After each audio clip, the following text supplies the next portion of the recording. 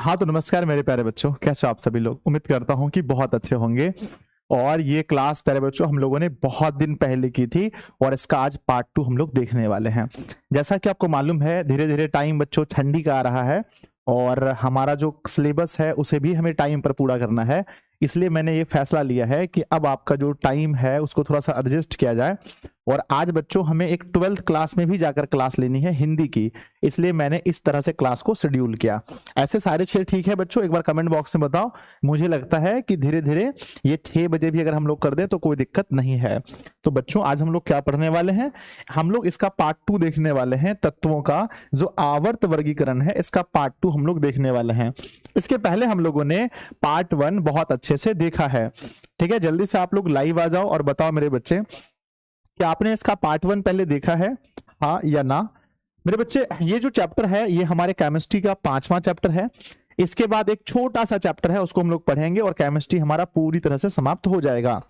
बच्चों अगर हम बात करते हैं कि आज के मोटिवेशन की, तो मोटिवेशन को बहुत ध्यान से सुनना, बहुत ध्यान से सुनना। कहते हैं अपने आप को इतना व्यस्त कर लो कि चिंता करने का भी समय ना मिले। अरे बच्चों हम लोग जीवन में ज्यादा चिंतित तब होते हैं जब हम फालतू का समय वेस्ट करते हैं। तो क्या आप भी अपने आप को व्यस्त करना चाहते हो? एक बार यस कमेंट बॉक्स में लिखना, यस महोदय। समय बहुत कम है तो आज मेनली हम लोग चर्चा करेंगे चीजों पर। आप मुझे कमेंट बॉक्स में जल्दी बताना कि प्यारे बच्चों आपका जो सपना है, आपका जो ड्रीम है वो कितना है। तो सभी बच्चों का एक ही कहना है, महोदय हमारा ड्रीम है 450 प्लस का, 450 प्लस का हमारा ड्रीम है। आज हम लोग 2 क्लास देखने वाले हैं। कौन कौन सी क्लास बच्चों? आप बोलोगे महोदय आज हमारी 2 कक्षाएं होने वाली हैं। सबसे पहले बताओ कौन कौन सा। तो सबसे पहला हमारा फर्स्ट क्लास हमारा आज साइंस का है बच्चों, जो हम लोग केमिस्ट्री कर रहे हैं, और दूसरा हमारा क्लास मैथ का है। दूसरा क्लास मैथ का है, तो दोनों क्लास हम लोग करेंगे। कल का जो क्लास था वो आपको कैसा लगा था, जल्दी बताओ। सभी बच्चे कमेंट बॉक्स में बताएंगे जो कल मैथ का क्लास हुआ था आप लोगों को कैसा लगा था। हम उम्मीद करते हैं बहुत अच्छा लगा होगा, बहुत मस्त लगा होगा, बहुत प्यारा सा क्लास था। तो बच्चों आज जो हमारा मेनली क्लास है इसमें हम लोग पढ़ने वाले हैं तत्वों के विषय में। तो आपको जैसा कि मालूम है कि बहुत सारे एलिमेंट्स प्यारे बच्चों हमारे केमिस्ट्री में है। आप लोग सुनते होंगे हीलियम है ना, हाइड्रोजन है, हीलियम है, लिथियम है, बेरिलियम है। ये सभी बहुत सारे तत्वों के बारे में हम लोग पढ़ते थे। आज हम लोग इसके बारे में विस्तार रूप से थोड़ा सा और चर्चा करने वाले हैं। ठीक है, तो इसके पहली वाली कक्षा कितने बच्चों ने की है, हाथ उठाओ। इसके पूर्व फर्स्ट वाली क्लास जो इसके पहले मैंने कराई थी, कितने बच्चों ने की थी? हाँ, और आप लोग इस क्लास को पहले बच्चों शेयर करना बहुत जल्दी, है ना। जितने भी आपके दोस्त हैं सभी दोस्तों में एक बार क्लास को शेयर कर दीजिए। जितने भी आपके फ्रेंड हैं सभी के पास बहुत तेजी से आप लोग शेयर करेंगे, बहुत तेजी से। ठीक है, इसके पहले जो हमने आप लोगों को क्लास पढ़ाया था तत्वों का आवर्त वर्गीकरण, मैंने आपको बताया था कि वर्तमान में कुल तत्वों की संख्या कितनी है। तो आपने बताया था सर वर्तमान में कुल तत्वों की जो संख्या है वर्तमान में वो 118 है। वर्तमान में कितने तत्व हैं? वर्तमान में कुल तत्वों की संख्या 118 है। दूसरा शब्द है बच्चों कि तत्वों को बांटने के लिए जो वर्गीकरण करने का सबसे पहला प्रयास किसने किया था? सबसे प्रथम प्रयास बच्चों लभवाजे ने, लेबोजियर ने, लभवाजे नामक वैज्ञानिक ने किया था। इन्होंने तत्वों को धातु और अधातु के क्रम में इन्होंने तत्वों को बांटा था। दूसरा अगर मैं आपसे सवाल पूछूं कि लभवाजे के बाद एक वैज्ञानिक आए थे जिनका नाम था डॉबरेनर। बच्चों डॉबरेनर ने तत्वों को कैसे सजाया था बताओ। तो डॉबरेनर आए थे, कौन आए थे? डॉबरेनर। कौन आए थे? डॉबरेनर आए थे। और डॉबरेनर साहब ने प्यारे बच्चों कौन सा नियम दिया था, कमेंट बॉक्स में लिखेंगे। डॉबरेनर साहब ने एक नियम दिया था जिसका नाम था बच्चों तिर्यक नियम। तिर्यक नियम। और इन्होंने तत्वों को परमाणु द्रव्यमान के क्रम में, परमाणु द्रव्यमान के क्रम में इन्होंने तत्वों को सजाया था। और प्यारे बच्चों द्रव्यमान के क्रम में सजाया था। और इन्होंने कहा था कि यदि, है ना, यदि 3 में से पहले और तीसरे, इन्होंने बोला था कि पहले और तीसरे का जो औसत है वो दूसरे के बराबर होता है। पहले और तीसरे का जो औसत है वो दूसरे के बराबर होता है। बोलो हाँ या ना। Yes sir. इसके बाद कौन से वैज्ञानिक आए थे सबसे पहले, कमेंट बॉक्स में लिखेंगे आप। इसके बाद वैज्ञानिक आए थे पहले बच्चों नंबर 4 में, इनके बाद आए थे वैज्ञानिक का नाम था, है ना, न्यूलैंड्स। क्या नाम था बच्चों? न्यूलैंड्स। अच्छा, न्यूलैंड साहब ने कौन सा नियम दिया था? कमेंट बॉक्स में लिखेंगे कि न्यूलैंड साहब ने कौन सा नियम दिया था। आप कहोगे महोदय न्यूलैंड साहब ने नियम दिया था जिसका नाम था बच्चों अष्टक नियम। क्या नाम था? अष्टक नियम न्यूलैंड साहब ने दिया था। उसके बाद बच्चों 5वें नंबर पर इसके बाद एक और वैज्ञानिक आते हैं जिनका नाम क्या होता है, इनके बाद जो वैज्ञानिक आते हैं उनका नाम होता है बताएंगे मेंडलीफ, है ना, मेंडलीफ बच्चों। और मेंडलीफ साहब जो थे, है ना, मेंडलीफ साहब जो थे, इन्होंने क्या कहा था, इन्होंने भी कहा था कि तत्वों के जो गुण होते हैं उनके परमाणु द्रव्यमान के आवर्त फलन होते हैं। तो मेंडलीफ की जो आवर्त सारणी थी वो किसके आधार पर थी, तो बच्चों कहते हैं परमाणु द्रव्यमान के आधार पर, परमाणु द्रव्यमान के आधार पर इनके भी थे आवर्त फलन होते हैं। और प्यारे बच्चों अगर आपसे पूछा जाए कि आवर्त सारणी का जनक किसे कहा जाता है तो कमेंट बॉक्स में लिखेंगे, कहते हैं महोदय मेंडलीफ को ही आवर्त सारणी का जनक कहा जाता है, जनक कहा जाता है। लेकिन आपसे पूछा जाए कि बच्चों आधुनिक आवर्त सारणी का जनक किसे कहते हैं, तो अभी जो वर्तमान में हम बात करते हैं आधुनिक आवर्त सारणी, तो आधुनिक आवर्त सारणी के जो जनक हैं, आधुनिक आवर्त सारणी के जनक जो हैं वो कौन है, कमेंट बॉक्स में लिखते हैं, देखते हैं सबसे पहला जवाब किसका आता है। आप लोग क्लास को शेयर कीजिए बच्चों, जितना ज्यादा हो सके क्लास को शेयर कीजिए, क्योंकि हो सकता है भी बच्चे ना जान नहीं पा रहे हैं कि गुरुजी पहले क्लास स्टार्ट कर रहे हैं, ठीक है। हाँ, तो मोसले चाचा थे, कौन थे, मोसले। तो आधुनिक आवर्त सारणी के जनक मोसले हैं, कौन है, मोसले हैं। तो पहले बच्चों हमने मोसले देखा, ठीक है। तो हमने देखा लभवाजे के बारे में, डॉबरेनर के बारे में, न्यूलैंड्स के बारे में, मेंडलीफ के बारे में, और आधुनिक आवर्त सारणी के जनक जो मोसले हैं, मोसले के बारे में। पहले बच्चों आज हमें किस विषय में पढ़ाई करना है, जल्दी बताओ। हमारी जो क्लास है बहुत छोटी होगी, आज की क्लास में हमें समाप्त करना है। हमें कौन सा पीरियोडिक टेबल पढ़ना है, तो बच्चों हमें जो आवर्त सारणी पढ़ना है, हमें जो आवर्त सारणी पढ़ना है वो कौन सा पढ़ना है, तो बच्चों हमें जो आवर्त सारणी पढ़ना है उसका नाम है आधुनिक आवर्त सारणी। क्या पढ़ना है, आधुनिक आवर्त सारणी। मैं आपसे एक सवाल पूछने वाला हूं, ये जो आधुनिक आवर्त सारणी है क्या आपने कभी इसे देखा है, आधुनिक आवर्त सारणी को आपने कभी देखा है। यस महोदय हमने देखा है। तो आइए बच्चों मैं दिखाता हूं, ये है आपके सामने आधुनिक आवर्त सारणी, जो अभी वर्तमान में जो हमारे पीरियोडिक टेबल हैं ये है आपके आधुनिक आवर्त सारणी बच्चों, ठीक है। कितने तत्व हैं इसमें, आप कहोगे सर इनमें तत्व की संख्या कुल 118 है। इनके जनक कौन है, इनके जनक हैं मोसले, जनक हैं मोसले। इसको किस क्रम में सजाया गया है, किस क्रम में, तो कहते हैं परमाणु संख्या के क्रम में, परमाणु संख्या के क्रम में सजाया गया है। तो प्यारे बच्चों आधुनिक आवर्त सारणी से अधिकांश जो क्वेश्चन पूछे जाएंगे वो किस तरह के होंगे, अधिकांश क्वेश्चन किस तरह के होंगे, तो कहना महोदय अधिकांश क्वेश्चन ऑब्जेक्टिव टाइप होते हैं। क्या होते हैं बताओ, अधिकांश क्वेश्चन ऑब्जेक्टिव टाइप होते हैं, ये आपको पता होना चाहिए। अधिकांश क्वेश्चन जो है बच्चों यहां से ऑब्जेक्टिव टाइप ही पूछे जाते हैं। चलिए तो आइए स्टार्ट करें, बोलो यस और नो। यस महोदय स्टार्ट कीजिए। हाँ तो ये हम लोग स्टार्ट करते हैं और हम लोग समझने का प्रयास करते हैं। बच्चों सबसे पहला सवाल उठ के आता है, सबसे पहला सवाल उठ कर आता है कि इसमें तत्वों की संख्या कितनी है, इसमें तत्वों की संख्या, तो तत्व है इसमें कुल 118।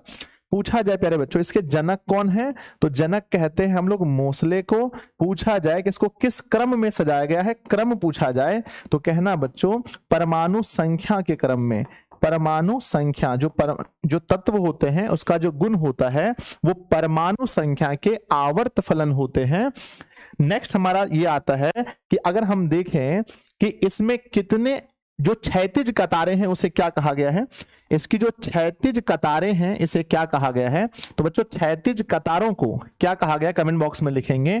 क्षैतिज कतारों को आवर्त कहा गया है। और आधुनिक आवर्त सारणी में कितने आवर्त हैं, आधुनिक आवर्त सारणी में कितने आवर्त हैं, तो आप कहेंगे सर कुल 7 आवर्त हैं। और आवर्त किसको दर्शाता है, आवर्त किसको दर्शाता है, तो बच्चों ये जो क्षैतिज कतारें हैं ये वाला इसे हम लोग आवर्त कहते हैं। और आवर्त किसको दर्शाता है, कमेंट बॉक्स में कोई लिख सकते हैं। यस महोदय बहुत तेजी में लिखो कि आवर्त जो होते हैं वो किसको दर्शाता है। महोदय आवर्त जो होता है वो ये दर्शाता है कि इस तत्व में कितने कक्षा हैं, कितने ऑर्बिट हैं। तो आवर्त किसको दर्शाते हैं, तो आवर्त दर्शाते हैं कक्षा की संख्या को, है ना, कक्षा की संख्या को आवर्त दर्शाता है। यानी आप कह सकते हैं यहां पर जितने भी तत्व हैं इसके जो तत्व हैं इसमें जो है एक कक्षा है, ये जो है ये प्यारे बच्चों इसे हम लोग आवर्त कहते हैं 1, ऐसे कहते हैं 1 2 3 4 5 6 7, ये 7 हमारे पास आवर्त हैं। और आवर्त दर्शाते हैं किसको? ये कक्षा की संख्या। इसमें जितने भी तत्व हैं इसमें कितने कक्षा होंगे बताओ? जितने भी तत्व हैं ऑर्बिट, जितने भी तत्व हैं इसमें कितने कक्षा होंगे? जब इसका हम लोग इलेक्ट्रॉनिक विन्यास करेंगे तो कितने कक्ष होंगे? इसमें बस एक होंगे। इसमें कितने होंगे? इसमें जितने भी तत्व हैं सबके 2 कक्ष होंगे, इसके 3 कक्ष होंगे, इसके 4, इसके 5, इसके 6, इसके 7। ठीक है, तो कुल जो है टोटल 7 हैं, टोटल 7 हैं बच्चों, ये आपको याद रखना है कक्ष की संख्या। पूछा जाए कि आधुनिक आवर्त सारणी में वर्ग कितने होते हैं? जो उदर्ग कतारें हैं, जो स्तंभ है, जो खरे खरे स्तंभ है, जो उदर्ग कतारें हैं उसकी संख्या बताओ कितनी है? जो उदग्र कतारें हैं, उदग्र है ना, जो उदग्र कतारें हैं, उदग्र कतारें हैं, उदर्ग कतारें हैं उसकी संख्या कितनी है? उदर्ग कतारें जो हैं, उदर्ग स्तंभ बोल सकते हैं, स्तंभ, स्तंभ है या वर्ग हम इसको कहते हैं, वर्ग या समूह कहते हैं। समूह की संख्या कितनी है? तो समूह की संख्या बच्चों अगर देखें तो कुल 18 है। समूह की संख्या कुल 18 है। और आपसे पूछा जाए कि समूह की संख्या यानी कि वर्ग किसको दर्शाता है? आपसे एक छोटा सा सवाल है कि वर्ग किसको दर्शाता है? आप बोलोगे महोदय वर्ग जो होता है, वर्ग किसको दर्शाता है? तो वर्ग दर्शाता है बाह्यतम कक्ष में इलेक्ट्रॉन की संख्या। बाह्यतम कक्ष में इलेक्ट्रॉन की संख्या को दर्शाता है। बाह्यतम कक्ष में इलेक्ट्रॉन की संख्या, या फिर आप ये कह सकते हैं कि बच्चों संयोजकता को दर्शाता है। संयोजकता है ना, ये अच्छा रहेगा, संयोजकता को दर्शाता है। ये बहुत अच्छा सवाल है कि ये बच्चों संयोजकता को दर्शाता है। और अगर हम कह सकते हैं कि वर्ग यानी कि वर्ग 1 में है ना, इसमें जितने भी तत्व आते हैं, इसकी संयोजकता कितनी होगी? इसमें जो भी तत्व आते होंगे इसकी संयोजकता कितनी होगी? कमेंट बॉक्स में लिखेंगे आप लोग बहुत तेजी में। इसमें जितने भी तत्व हैं उसकी संयोजकता कितनी होगी महोदय? 1 होगी। इसमें जितने भी तत्व हैं इसकी संयोजकता कितनी होगी महोदय? 2 होगी। इसमें जितने भी तत्व हैं ऐसी कितनी होगी? 3, मतलब बाह्यतम उसमें 3 इलेक्ट्रॉन, यहां पर 4 इलेक्ट्रॉन होंगे, यहां 5 इलेक्ट्रॉन, यहां पर 6 इलेक्ट्रॉन, यहां पर 7 इलेक्ट्रॉन। ठीक है, और यहां पर जाकर के फिर से यहां पर के ये उल्टा चलने लगता है। तो ये प्यारे बच्चों हम कह सकते हैं ये जो है बाह्यतम कक्ष में इलेक्ट्रॉन की संख्या को दर्शाता है बच्चों। इस चीज को बहुत अच्छे से याद रखना, एग्जाम में पूछा जाएगा, है ना। किसको दर्शाता है? तो कहिएगा इलेक्ट्रॉन की संख्या को दर्शाता है, समूह की संख्या टोटल। अच्छा ये बताओ, अगर आपसे पूछा जाए कि आवर्त की संख्या कुल कितना बोला आपने, भी बताओ, फिर से बताओ एक बार, आवर्त की संख्या फिर से बताओ। तो महोदय आवर्त की संख्या में फिर से बताता हूं, हमारे आधुनिक आवर्त सारणी में 7 आवर्त हैं। अच्छा 7 आवर्त में, ठीक है, 7 आवर्त में प्यारे बच्चों एक बात ये बताओ कि 7 आवर्त में, ध्यान से, 7 आवर्त की अगर हम बात करते हैं तो है ना, 7 जो हमारे कुल आवर्त हैं बच्चों, एक सेकेंड, सॉरी, कहां चले गया कमेंट बॉक्स हमारा? अरे सूरज,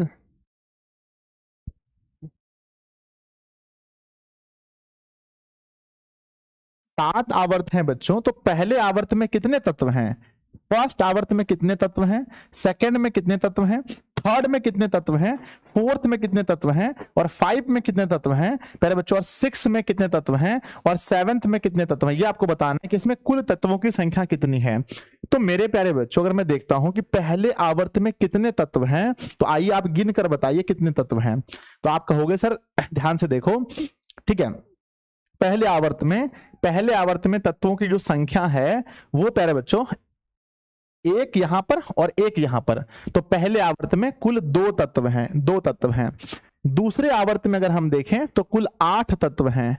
तीसरे आवर्त में देखें तो कुल 8 तत्व हैं।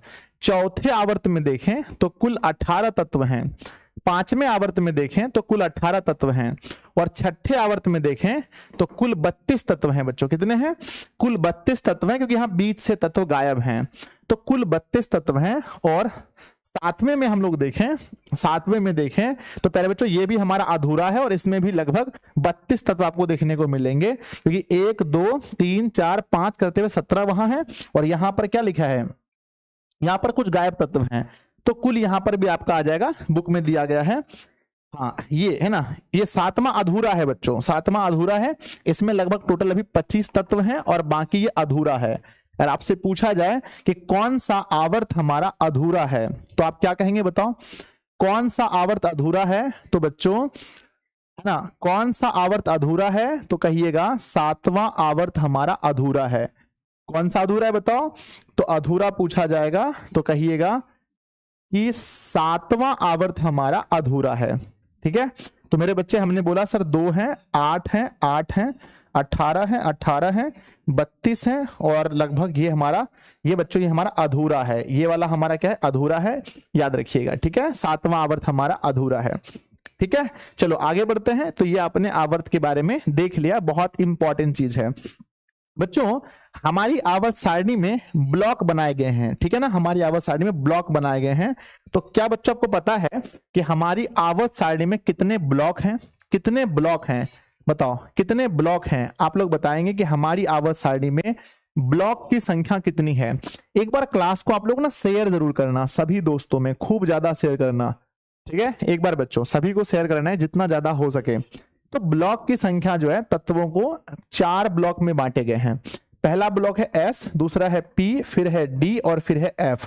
तो बच्चों टोटल SPDF 4 ब्लॉक की संख्या SPDF है बच्चों। ब्लॉक में बांटा गया तत्व को। हम देखें तो वो ध्यान से, ये आपके सामने पहला वाला अगर हम देखें बच्चों, सबसे पहला वाला, तो फर्स्ट वाला अगर हम लोग देखें तो स्टार्टिंग में जो है हमारा फर्स्ट वाला जो है ये वाला, ये दोनों जो आता है, ये दोनों ये आता है S ब्लॉक में। किसमें आता है? S ब्लॉक में। ठीक है, S ब्लॉक में ये दोनों आते हैं। जितने भी क्रियाशील हैं, ज्यादा क्रियाशील है ना सर। हीलियम का सर इलेक्ट्रॉनिक विन्यास कीजिए, हाइड्रोजन 1 हीलियम 2, तो हीलियम 2 का 2 ही होगा, इलेक्ट्रॉनिक विन्यास क्या होगा? 2 होगा। इसमें इलेक्ट्रॉनिक विन्यास क्या करना है? तो बच्चों यहां पर S ब्लॉक है और देखो इसमें जितने भी क्रियाशील, ज्यादा क्रियाशील तत्व को रखा गया है। और दूसरा है P बच्चों, P में यहां पर गैस वगैरह सबको, इस तरफ बच्चों अधातु को और गैस वगैरह सबको रखा गया है। और सबसे ज्यादा काम की जो चीज है, सबसे अधिक काम का जो चीज है, उसको बच्चों D ब्लॉक में रखा गया है। D ब्लॉक में, इसको बोलते हैं D ब्लॉक। और सबसे नीचे में है बच्चों, जिसमें हमारा यहां पर नीचे में F ब्लॉक है। तो टोटल ब्लॉक की संख्या अगर एग्जाम में पूछा जाए SPDF, ठीक है ना, तो ये SPDF है। पूछा जाए बच्चों कि S ब्लॉक में ज्यादा क्या है, तो कहना ज्यादा क्रियाशील धातु हैं, ज्यादा क्रियाशील धातु हैं S ब्लॉक में। P ब्लॉक में क्या है? तो P ब्लॉक में प्यारे बच्चों हमारे पास क्या है? P ब्लॉक में हमारे मतलब कि हम कह सकते हैं कि उपधातु वगैरह हैं और अक्रिय गैस वगैरह हैं। तो कह सकते हैं अक्रिय गैस जो है किस ब्लॉक में है? तो अक्रिय गैस P ब्लॉक में है। और आपसे पूछा जाए कि ज्यादातर जरूरत की धातुएं, जैसे सोना हो गया, यहां पर देख सकते हैं, जैसे बच्चों यहां पर हमारा क्रोमियम हो गया, मैग्नीज हो गया, आयरन हो गया, कोबाल्ट हो गया, निकेल हो गया, कॉपर हो गया, जिंक हो गया, जितने भी जरूरत की धातुएं हैं, सबसे ज्यादा इंपॉर्टेंट जो धातुएं हैं, जरूरत की धातुएं किसमें हैं? तो जरूरत की धातुएं प्यारे बच्चों हमारे है ना D ब्लॉक में है। किसमें? D ब्लॉक में है। D ब्लॉक में है, D ब्लॉक में जरूरत की धातुएं हैं। और प्यारे बच्चों ध्यान रखना, नीचे वाला जो है ये सब तो प्यारे बच्चों ये तो है ना, ये तो अति क्रियाशील है, वो तो क्रियाशील है, ये सब अति क्रियाशील। और नीचे F ब्लॉक में क्या है? F ब्लॉक में जिससे बच्चों बम बारूद सब बना सकते हैं, बहुत ही ज्यादा अति क्रियाशील सब धातुएं हैं। नीचे में F में अति क्रियाशील, वो तो क्रियाशील हो गया, यहाँ अति क्रियाशील धातुओं को रखा गया। कहां पर? वो रखा गया F ब्लॉक में। ज्यादा खतरनाक सब किसमें है? तो सबसे ज्यादा खतरनाक सब F ब्लॉक में रखा गया है। तो ब्लॉक की संख्या बच्चों 4 है, एक SPDF। SPDF ज्यादा जरूरत वाला चीज है D। ठीक है बच्चों, आपको पता है कि ना कुछ ऐसे गैस हैं जो किसी से रिएक्शन नहीं करते हैं, है ना, कुछ ऐसे गैस हैं जो किसी से रिएक्शन नहीं करते हैं, उसे कहते हैं अक्रिय गैस। क्या बोलते हैं बच्चों? अक्रिय गैस, है ना। क्या बोलते हैं? अक्रिय गैस। अक्रिय गैस के बारे में आपने सुना होगा, अक्रिय गैस, जिसको बच्चों नोबेल गैस भी बोलते हैं, नोबेल गैस भी बोलते हैं, अक्रिय गैस। अच्छा, अक्रिय गैसों की संख्या बच्चों कितनी है? अक्रिय गैसों की संख्या कितनी है, इस चीज को आपको याद रखना है। तो महोदय अक्रिय गैसों की संख्या कुल कितनी है, तो 6 हैं अक्रिय गैस बच्चों, 6 हैं। इसका ट्रिक हम आपको बताए थे, आप याद रखिएगा, पूछा जाएगा। अक्रिय गैस मतलब होता है प्यारे बच्चों वैसे गैस जो किसी से क्रिया ना करे, ठीक है ना, अक्रिय गैस है ना, अक्रिय गैस, नोबेल गैस, इसको और किसी किसी नाम से हम जानते हैं, अच्छा उत्कृष्ट गैस भी बोलते हैं। तो मेरे बच्चे उत्कृष्ट गैस के नाम से भी हम इसको जानते हैं, उत्कृष्ट गैस के नाम से भी जानते हैं। इसके ट्रिक है बच्चों, ही नी अर, है ना, ही नी अर कर, और बच्चों मतलब कि जे रन या एक्स रन, ये इसका ट्रिक है। ही से बताओ क्या होगा, तो महोदय ही से हो जाएगा हीलियम, ही से लिखें, कॉपी में लिखिए ही से हीलियम, नी से लिखिए नियॉन, अर से लिखिए आर्गन, कर से लिखिए क्रिप्टॉन, क्या लिखिए, क्रिप्टॉन लिखिए, क से क्रिप्टॉन, और बच्चों जे से लिखिए जेनॉन, और रन से लिखिए रेडॉन, सबसे भारी गैस रेडॉन ही होता है, ठीक है। तो कुल 6 हो गए, जिसमें हमारा हीलियम है, नियॉन है, हीलियम है, उसके बाद क्या है बच्चों, ध्यान देखिए, लिखना क्या है, नियॉन लिखना है, अर से आर्गन लिखना है, कर से क्रिप्टन लिखना है, जे से जेनॉन लिखना है, आरना रन से रेडॉन लिखना है। तो कुल 6 गैस है, इसको याद रखिएगा, ऑब्जेक्टिव में पूछा जाता है। इसमें सबसे हल्का गैस कौन सा है, तो हीलियम सबसे हल्का और रेडॉन सबसे भारी है, इसको याद रखिएगा। हीलियम जो है ये सबसे हल्का, लिख लीजिए कॉपी में, याद रहेगा बाद में, ये सबसे हल्का है, और रेडॉन जो है ये सबसे भारी है, इसको भी लिख लीजिए कि रेडॉन भी सबसे भारी है मेरे बच्चे, ठीक है, इसको लिख लीजिए अच्छे से। आइए हम लोग आगे बढ़ते हैं। तो अक्रिय गैस भी देख लें, अगर आपको पूछा जाए कि इसको किस वर्ग में रखा है, तो आप सोच के देखिए किस वर्ग में पूछा जाए कि जितने भी क्रियाशील है ना, जितने भी अक्रिय गैस हैं, इसको प्यारे बच्चों किस वर्ग में रखा गया है, तो सोच के बताइए आप लोग। अब यहां देखिए, अब जैसे ही आप खोलेंगे, ये हमारी आवर्त सारणी है, तो आप देखेंगे, है ना, आप देखेंगे यहां पर कि इसमें जो है, इसमें हीलियम है, नियॉन है, आर्गन है, क्रिप्टन है, जेनॉन है, रेडॉन है, तो ये सबको जो है ये रखा गया 18वें वर्ग में, जिसको हम लोग शून्य समूह का कहते हैं। तो 18वें वर्ग में रखा गया है, इस चीज को भी आप अच्छे से याद रखिएगा, किस में रखा गया है, तो ये बहुत अच्छा चीज है, याद रखिएगा, नोट कीजिए, लिखिए कॉपी में, लिखिए कि इसको 18वें वर्ग में रखा गया है, 18वें वर्ग में रखा गया है, और इसी वर्ग को हम लोग कहते हैं शून्य समूह। क्या बोलते हैं, इसी को हम लोग कहते हैं शून्य समूह कहते हैं, ठीक है। तो ना कुछ ऐसे वर्ग हैं, कुछ ऐसे वर्ग हैं। अच्छा, इसका एक दूसरा नाम भी हम भूल गए थे आपको बताने के लिए, कि जो आधुनिक आवर्त सारणी है, इसका दूसरा नाम है, कोई जानते हैं, बताइए। आधुनिक आवर्त सारणी का दूसरा नाम क्या है, कोई जानते हैं, कमेंट बॉक्स में लिखिए। तो आधुनिक आवर्त सारणी का एक दूसरा भी नाम है, बहुत प्रचलित नाम है, कोई बता सकते हैं, बताइए जल्दी। तो आधुनिक आवर्त सारणी का एक अन्य नाम है बच्चों, है ना, हाँ, आधुनिक आवर्त सारणी के, एक बच्चे कमेंट बॉक्स में लिख रहे हैं कि महोदय के पाठक सर ने सबको घोषित किया जाता है कि बिहार बोर्ड में एग्जाम में दुगना ऑब्जेक्टिव रहेगा और सब्जेक्टिव भी दुगना रहेगा। अच्छी बात है अगर ऐसा होता है बच्चों, जल्दी बताओ, है ना, जल्दी कमेंट बॉक्स में लिखना कि आधुनिक आवर्त सारणी का एक दूसरा भी नाम है बच्चों। तो कहते हैं आधुनिक आवर्त सारणी को कहते हैं आवर्त सारणी का दीर्घ रूप कहा जाता है। आवर्त सारणी का कौन सा रूप है, ये आवर्त सारणी का दीर्घ रूप। तो लिखिएगा, इसका दूसरा नाम है आवर्त सारणी का दीर्घ रूप, आवर्त सारणी का दीर्घ रूप बोलते हैं इसको ना, आवर्त सारणी का इसको दीर्घ रूप भी कहा जाता है, ये दीर्घ रूप है आवर्त सारणी का, ठीक है।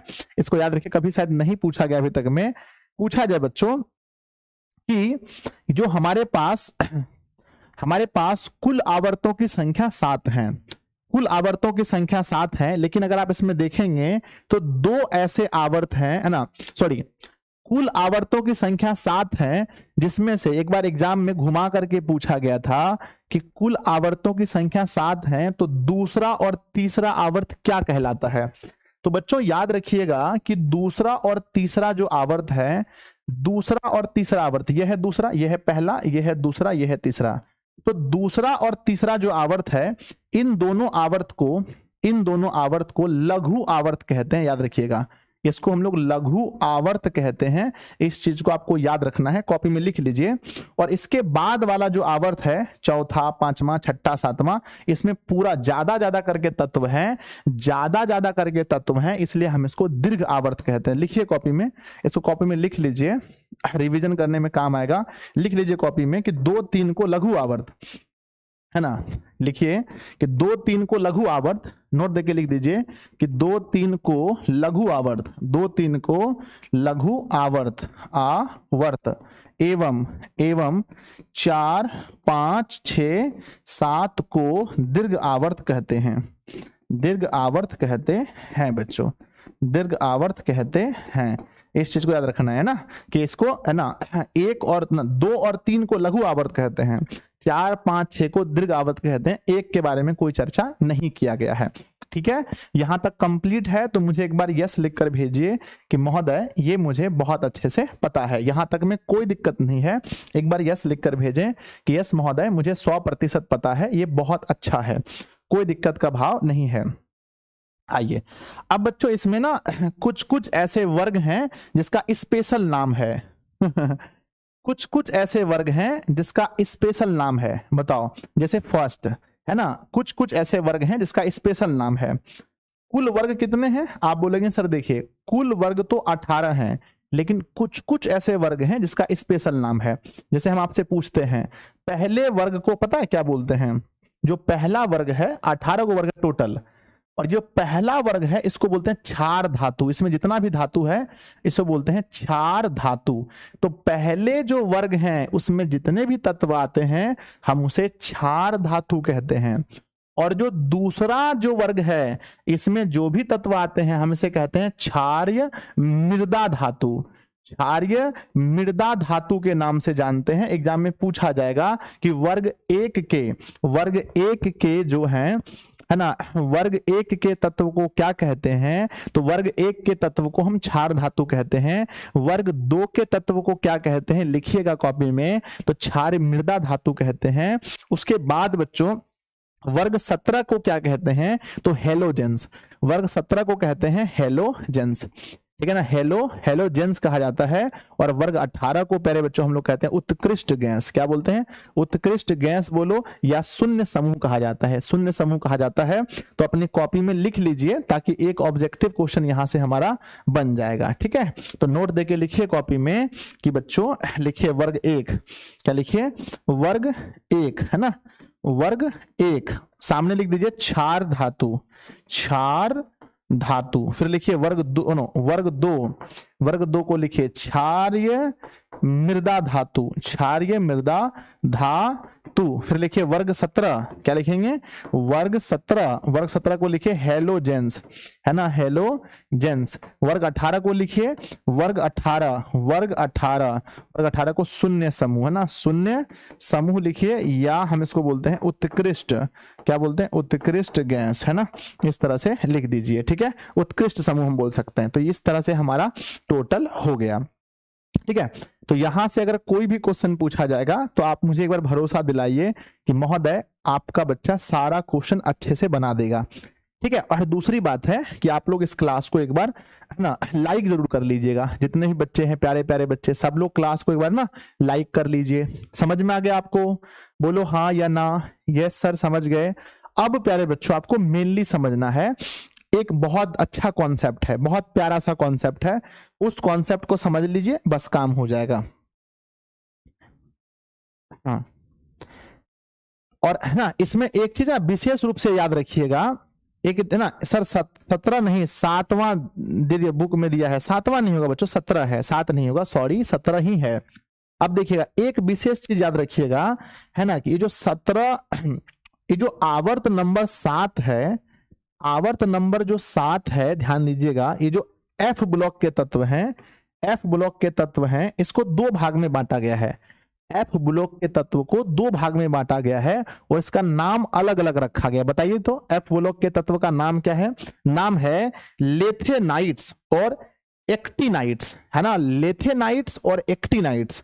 तो याद रखिएगा कि एफ ब्लॉक में जो तत्व है, जो यहां पर ध्यान दीजिएगा, आप देखेंगे, ध्यान दीजिए, ये जो हमारा 7वां आवर्त है ना, माफ कीजिए, जो है ना, ये जो हमारा 6ठा आवर्त है, 6ठा आवर्त यानी कि 6वां आवर्त और 7वां, इसमें ना ये बीच वाले तत्व को यहां से उठा करके नीचे रखा गया है और एक ब्लॉक बनाया गया है जिसका नाम है एफ ब्लॉक।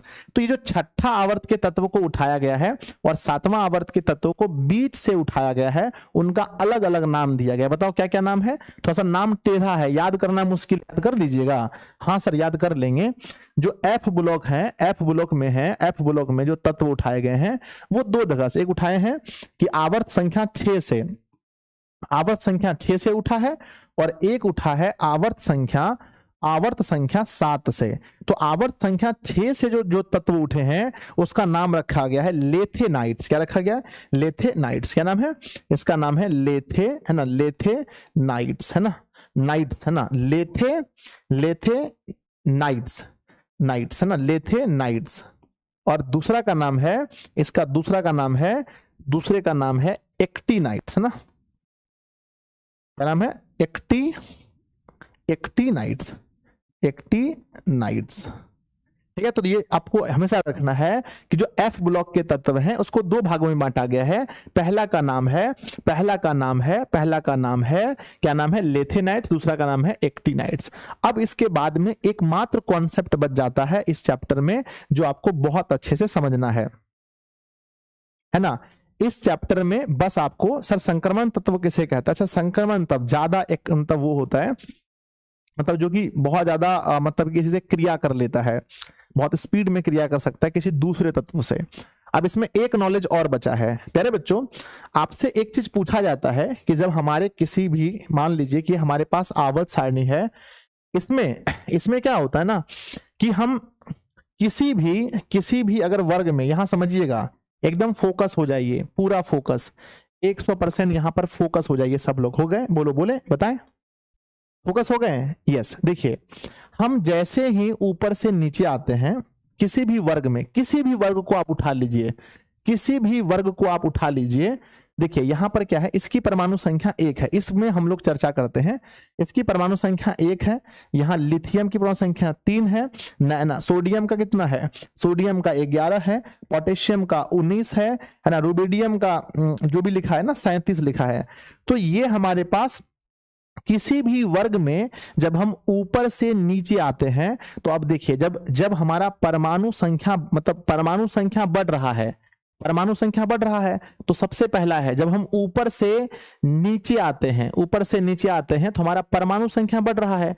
और जब परमाणु संख्या बढ़ेगा, यहां समझिएगा, जैसे मान के चलिए कि यहां पर हमारा नाभिक है और अगर कोई तत्व ऐसा है जिसमें एक इलेक्ट्रॉन है, तो बच्चों इसका एक कक्षा बनेगा, इठो कक्षा बना, बस ये मान के चलो, ये हमारा एक है ना, एक ही इलेक्ट्रॉन है। ये किसका है? ये है हाइड्रोजन का। उसके बाद में लिथियम का बनाते हैं, तो ये हमारा नाभिक बना, और नाभिक में पहले में रहा कितने इलेक्ट्रॉन? बताओ पहले कक्षा में कितने इलेक्ट्रॉन?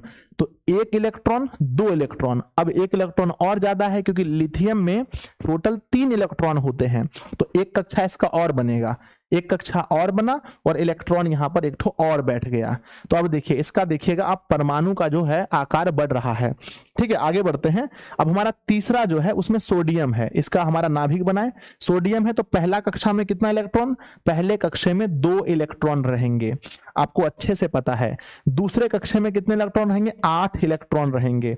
तो यहां पर 1 2 3 4 5 6 7 8, अब फिर 8 और 2 10 हुआ, और सोडियम का तो 11 होता है, तो एक और कक्षा बनेगा जिसमें यहां पर एक और रहेगा। तो अब आप देख सकते हैं कि जैसे जैसे हम ऊपर से नीचे आते हैं तो परमाणु त्रिज्या क्या होता है? बताओ परमाणु त्रिज्या क्या होता है? आप कहेंगे कि हम जैसे जैसे किसी भी वर्ग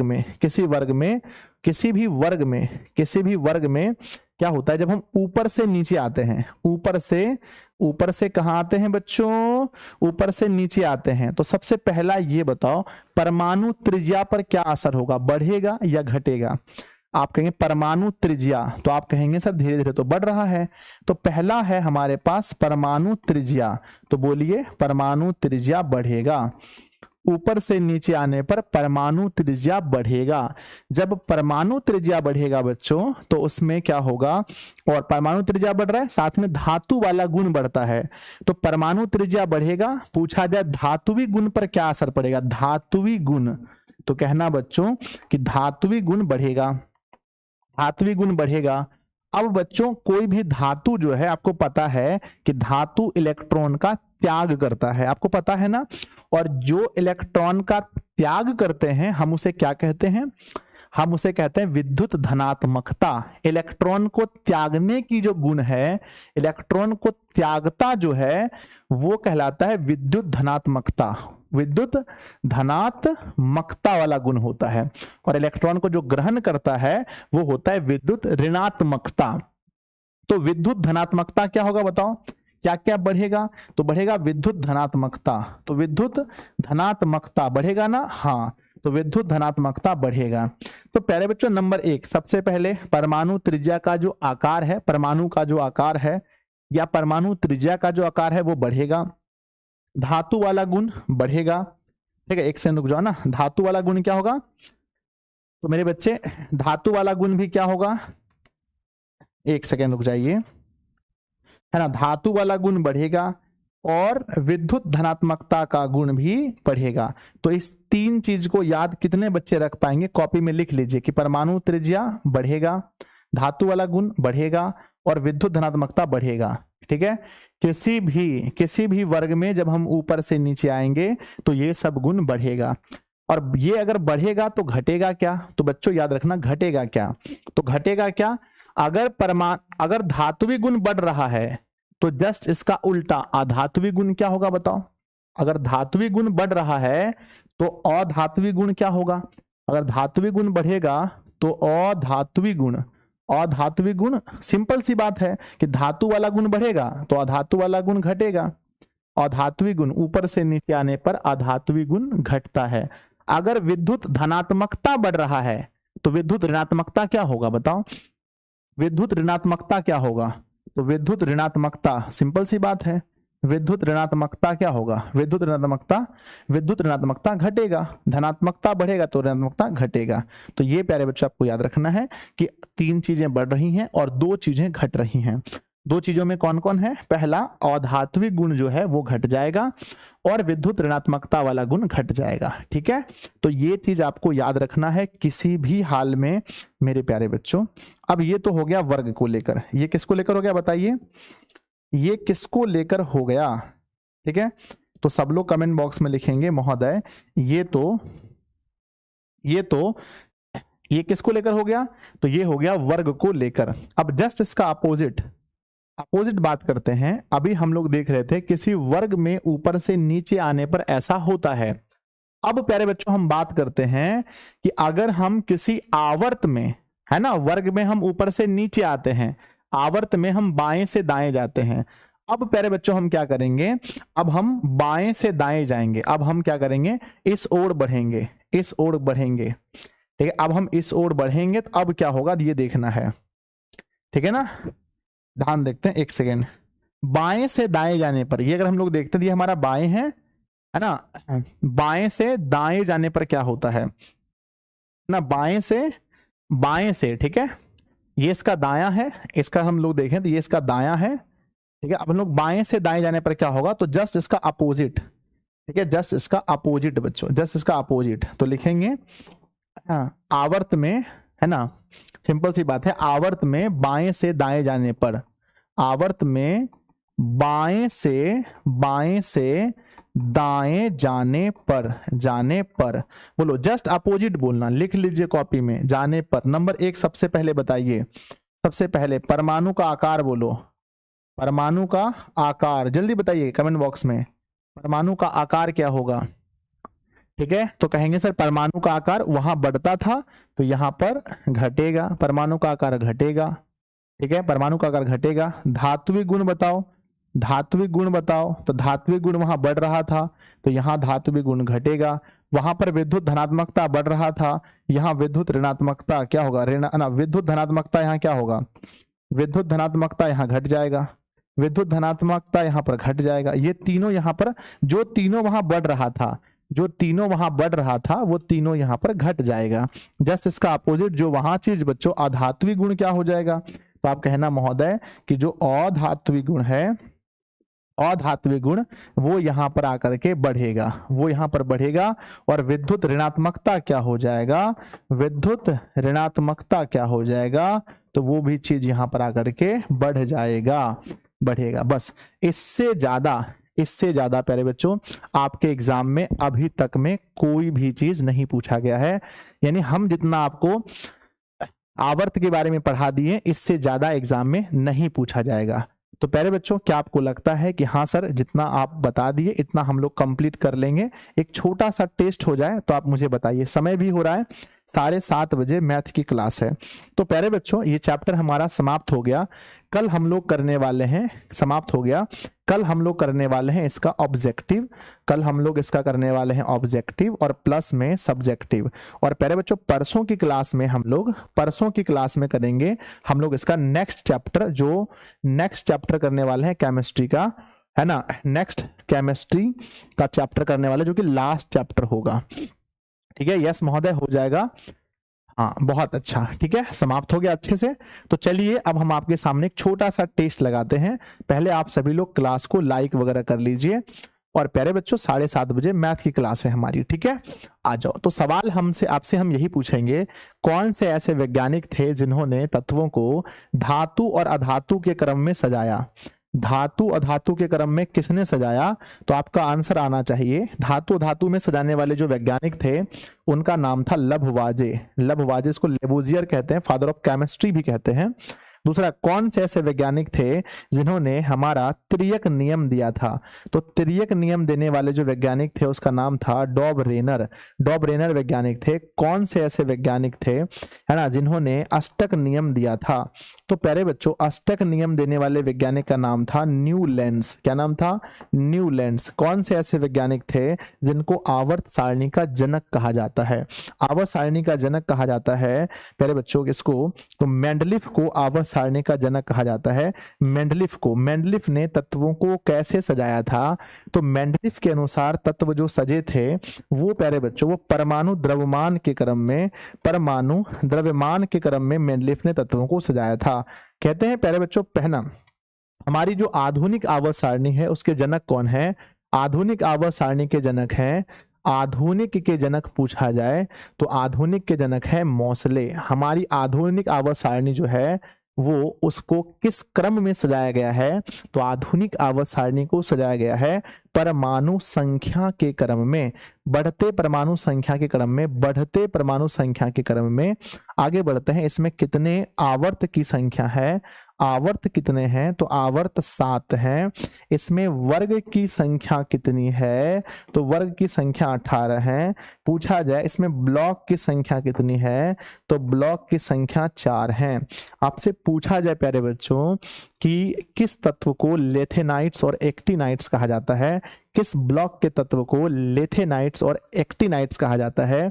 तो आप कहना प्यारे बच्चों, किस ब्लॉक के तत्व को? तो एफ ब्लॉक के तत्व को लेथेनाइट्स और एक्टिनाइट कहा जाता है। पूछा जाए कौन सा आवर्त अधूरा है?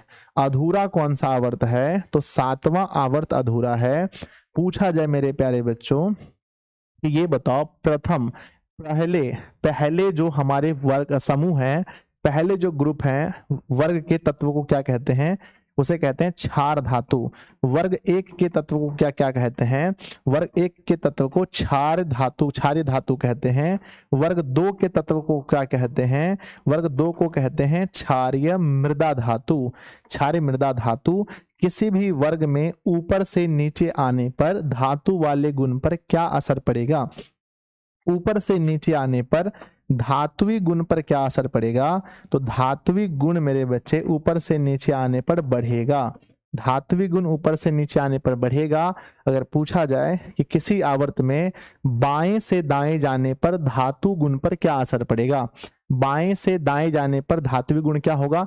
जब भी बाएं से दाएं पूछे, बाएं से दाएं जाने पर धात्विक गुण क्या हो जाएगा? घटेगा। बाएं से दाएं जाने पर धात्विक गुण घटेगा। पूछा जाए कि किसी भी वर्ग में ऊपर से नीचे आने पर परमाणु का आकार क्या होगा? परमाणु आकार। ऊपर से नीचे आने पर परमाणु आकार क्या होगा? तो परमाणु आकार ऊपर से नीचे आने पर बढ़ेगा। तो प्यारे बच्चों आपको पता होना चाहिए सभी चीजें, बहुत आसान है, बहुत अच्छी है। आक्रिय गैसों की संख्या कितनी है? आक्रिय गैसों की संख्या कुल 6 है। आक्रिय गैसों की संख्या कुल 6 है। आक्रिय गैस कुल 6 है। आपसे पूछा जाए कि सबसे भारी गैस कौन सा है, तो सबसे भारी गैस जो है बच्चों वो रेडॉन को कहा जाता है, ये सबसे भारी गैस है। आपसे पूछा जाए प्यारे बच्चों कि पहले आवर्त में कितने तत्व हैं, तो प्रथम आवर्त की हम बात करें तो प्रथम आवर्त में 2 तत्व हैं। पूछा जाए दूसरे आवर्त में कितने तत्व हैं, तो दूसरे आवर्त में कुल तत्वों की संख्या 8 है। दूसरे आवर्त में कुल तत्वों की संख्या 8 है। और 20वां नंबर प्रश्न आपके सामने है।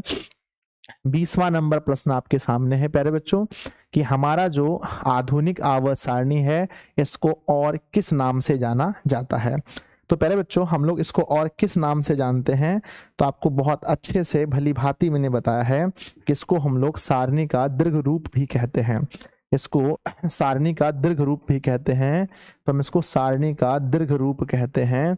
दीर्घ रूप के नाम से भी हम लोग इसको जानते हैं। तो प्यारे बच्चों बहुत बहुत बधाई हो, चैप्टर के जितने भी क्वेश्चंस हैं सब बनेंगे। कल हम लोग इसका ऑब्जेक्टिव और सब्जेक्टिव क्वेश्चन करेंगे, तो आप लोग तैयार रहेंगे? बताओ यस और नो। तो कल हम लोग इसका करने वाले हैं ऑब्जेक्टिव, और प्लस में जितने भी इसके सब्जेक्टिव बन सकते हैं। आप लोगों को बहुत बहुत प्यारे बच्चों बधाई हो, चैप्टर समाप्त हुआ, बधाई हो। और लगभग 2-3 दिन में ये हमारा केमिस्ट्री खत्म हो जाएगा, बधाई हो बच्चों।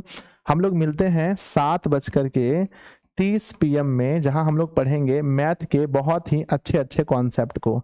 तो मैथ के बहुत अच्छे अच्छे कॉन्सेप्ट को पढ़ने के लिए 7:30 में, यानी अभी से 10 मिनट बाद आप लोग तैयार रहिएगा, ठीक है? सब लोग क्लास को लाइक कर दीजिए बच्चों।